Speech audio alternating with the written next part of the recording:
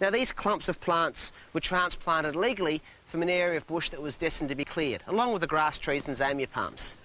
Now the seeds came along with the clumps and they've just swamped these little plants over the summer and starved them of moisture. So the solution is quite simple. Dig them out, compost them, and I'll plant back tube stock from a nursery where there's definitely no weed seeds.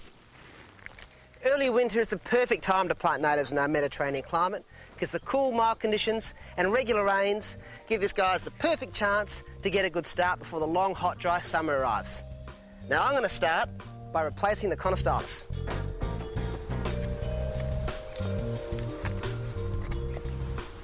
I've specifically chosen low-growing plants so I don't block the view of the road when I'm reversing out of the driveway. Planting strappy leaf plants like this in tight clusters gives a really good effect. Planting is easy in the sandy soil, and I add some slow-release fertiliser and some rock minerals as I go. Next, it's kangaroo paw. These are Mangle's kangaroo paw, which is actually the WA state floral emblem. They grow to about 600 mil, but put flower spikes up to about 1 metre. And they're red and green and just stunning.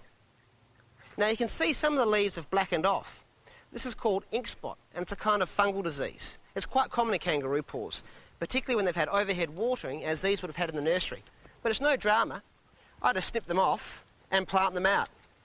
Now, because these are now out in an airy, sunny position, and the only irrigation I'll get is in fact drip irrigation, the chance of this fungal disease coming back or being a problem is really reduced.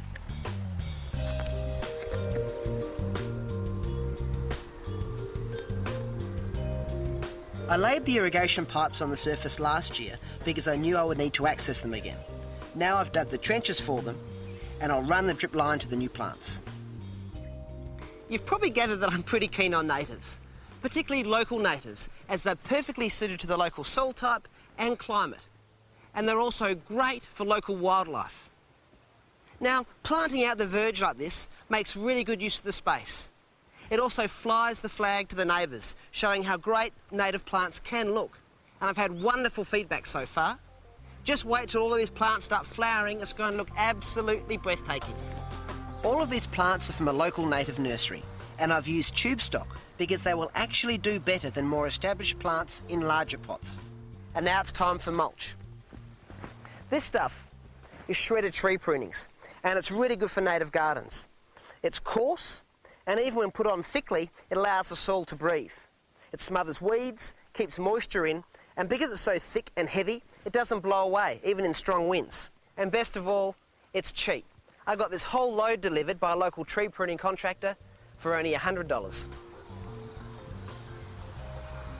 Imagine a neighbourhood where all our verges were planted out with local natives. Wouldn't it be wonderful? Now, before you get stuck into it, check with your council to find out what their regulations are.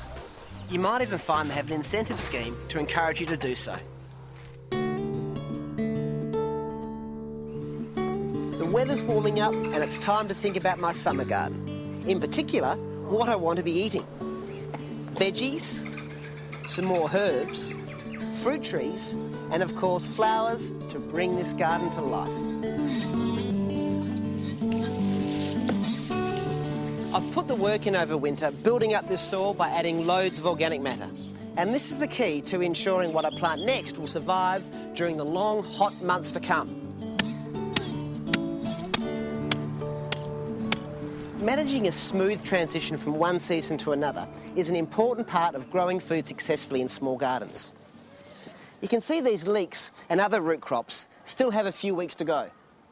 Now, my next crop in the rotation is legumes, and I want to get an early start. So I'm going to grow climbing beans on a trellis structure above them. I'm making what I call an inverted teepee, and it's simply made from a stake, 3 pieces of bamboo, and some wire tied tightly around the middle.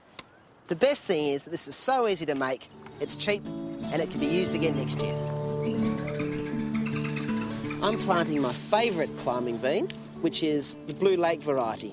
It's great in the heat, it's a really heavy bearer, and these are seeds left over from a bumper crop last year. All it takes is 1 seed at the base of each leg, some water, and it's well and truly away. In this bed, I've cleared out half the celery to make room for tomatoes. I start by driving in a couple of solid stakes. Then I dress the soil with some blood and bone, plant these beautiful little cherry tomato seedlings, some more blood and bone, and then water it in.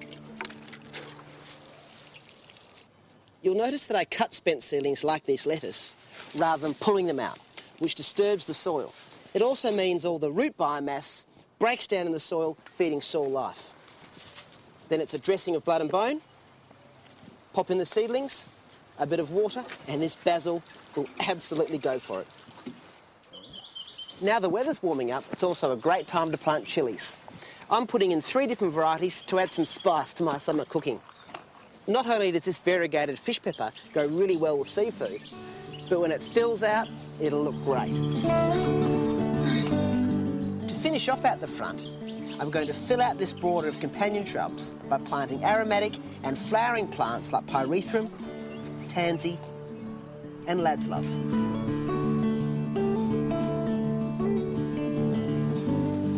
Now we go around the back, and these lime trees are going on the outside of the chook run. As they grow, I'll espalier them to save space and provide some screening. Normally in Perth, I like to plant citrus in autumn so they can get a good head start before the following summer arrives. But in this instance, they're going to be irrigated by grey water, so they'll be absolutely fine. After a serious planting session, I like to give the plants a dose of seaweed solution to encourage good root development. The main thing that will keep this garden productive all through summer is the organic matter in the soil. It does take a bit of work, but the results will surprise you.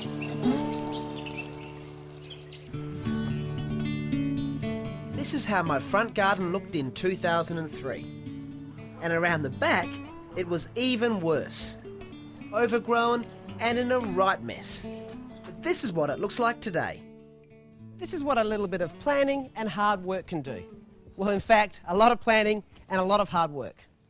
This once neglected suburban block is now full of fruit trees, veggies, chooks, and even a wetland. In fact, loads more.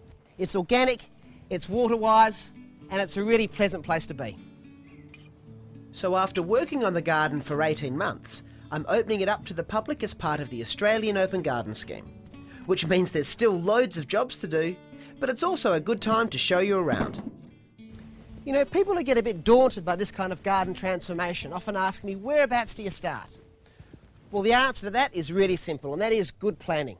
This is the key to any attractive and productive garden. But in permaculture, we take it really seriously. We start by observing sun angles. In summer, we want shade. In winter, warming light. Wind direction is also important to set up things like windbreaks. We can use slope to move water, and even view is taken seriously. In that way, we can make the most of lovely vistas, such as off the back veranda looking over the entire garden, and do things like screen out ugly fences with productive vines. Being mindful of resources and minimising waste is also important. Green wastes are composted and used to build up the soil. Tree prunings are shredded to make mulch, and water is applied as efficiently as possible with drip irrigation. As you can see, the hard work's really paid off. I've been eating corn, beans, celery spuds, in fact all sorts of things out of this veggie garden. And the second summer crop is well and truly underway. Out the front, on the native Verge garden, things are really doing well. Under the transplanted macrozamias and grass trees, my first kangaroo paws have started to flower. A lot's happened out here, but it's all been pretty straightforward. But out the back, things have really changed. This pergola and outdoor kitchen have just gone up, providing the perfect shelter for outdoor living in summer. In fact, most of the year round. If you remember how we made this wetland using old slabs, carpet and polyliner, well, you just wouldn't recognise it now. These sedges have really come along, and frogs have even made their own way here. We've also put in paving from second-hand, locally sourced red bricks. And behind me, the old garden shed is getting its final touches to make it a very special home garden studio. I've opened up the chook run for my beautiful Australorp hens, and they'll turn in the green manure crop of vetch, peas and rye in no time. And the fruit trees are already starting to bear. With so many things to do before opening the garden, mates really do come in handy. In fact, I couldn't manage without them. I must confess I'm a bit of a compulsive gardener, and I've got such a buzz out of bringing this whole garden project together.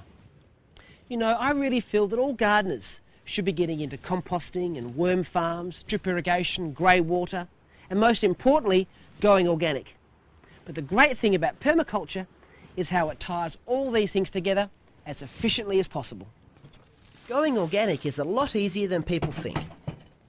Most pest and disease problems can be avoided simply by establishing a diverse array of plants, keeping them healthy, and creating habitat so that natural predators help keep pests in check. Rainwater harvesting also makes sense.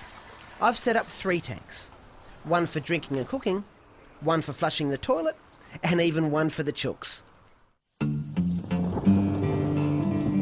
A gardener always welcomes rain, but maybe on my open day it could have stayed away. It didn't keep people away though. I had a steady stream of visitors all day. It's certainly a good example of what you can do with mulches. I mean, the sand down here is just absolutely nothing. But the whole principle of a permaculture garden is the way to go, I think. I'm just impressed with the way everything is utilised and blending the poultry in with the garden, and I'm just about to have a look at the wastewater disposal thing, which appeals to me enormously. Sensational. Next thing, it's wonderful to have this sort of thing in your backyard. Yeah. I'm quite impressed. Some of the techniques, the fruit trees growing up the trellis and stuff it's something to learn. Opening up my garden to visitors today has been extremely satisfying. What makes me so passionate also excites other people. The level of interest in permaculture and organic gardening has been really heartening. But you know what? Today also means something else. In fact, something just a little bit sad. You see, my brother and sister-in-law have bought the house, and I'm handing the garden over to them. But the good news is, keeping it in the family means that I can see this wonderful garden grow and develop. It also means this beautiful little boy is going to grow up knowing how fruit and veggies grow and how real eggs should taste. The other good news is I'm off to a new garden project just around the corner. It's a much smaller garden with its own unique challenges. You know, I just can't wait. This isn't the end of the story. For most of us, it's the beginning of a new and healthy life, growing the very best and the safest of all foods. It's as simple as that.